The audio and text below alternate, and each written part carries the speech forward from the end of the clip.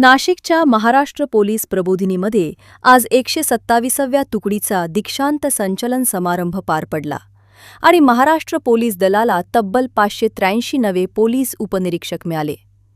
1 वर्षाच्या कठोर आणि शिस्तबद्ध प्रशिक्षणानंतर या प्रशिक्षणार्थींनी प्रत्यक्ष सेवेला सुरुवात केली असून त्यामध्ये 163 महिला प्रशिक्षणार्थींचाही समावेश आहे. राज्याचे पोलीस महासंचालक सदानंद दाते यांच्या प्रमुख उपस्थितीत झालेल्या या समारंभात प्रशिक्षणार्थींनी पद आणि कर्तव्याची शपथ घेतली तसेच संचलनाद्वारे मानवंदना सादर केली.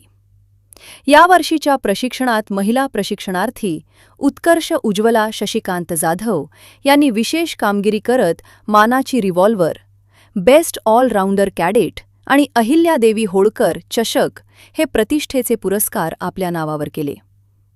याशिवाय विविध विषयांमधील उत्कृष्ट कामगिरीबद्दल इतर प्रशिक्षणार्थींनाही पुरस्कार प्रदान करण्यात आले.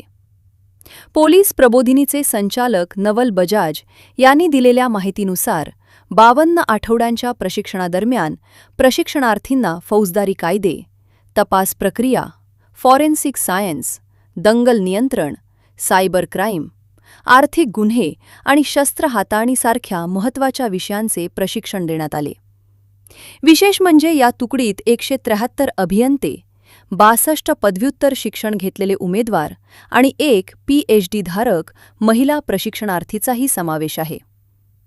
आपल्या मार्गदर्शनपर भाषणात पोलीस महासंचालक सदानंद दाते यांनी बदलत्या काळातील गुन्हेगारीचे स्वरूप लक्षात घेऊन सायबर आणि तांत्रिक गुन्ह्यांच्या तपासासाठी आधुनिक ज्ञान आत्मसात करण्याची गरज अधोरेखित केली.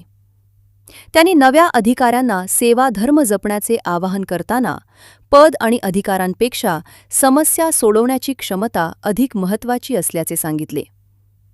नागरिक पोलीस ठाण्यात न्याय, सुरक्षितता आणि विश्वासाच्या अपेक्षेने येतात. त्यामुळे प्रत्येक पोलीस अधिकाऱ्याने निष्पक्ष आणि संवेदनशीलपणे काम करणे आवश्यक असल्याचेही त्यांनी नमूद केले.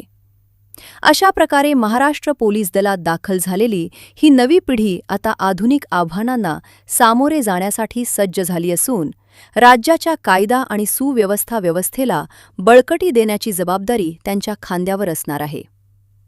संविधान न्यूज, प्रतिनिधी सुनेत्रा महाजन, नाशिक.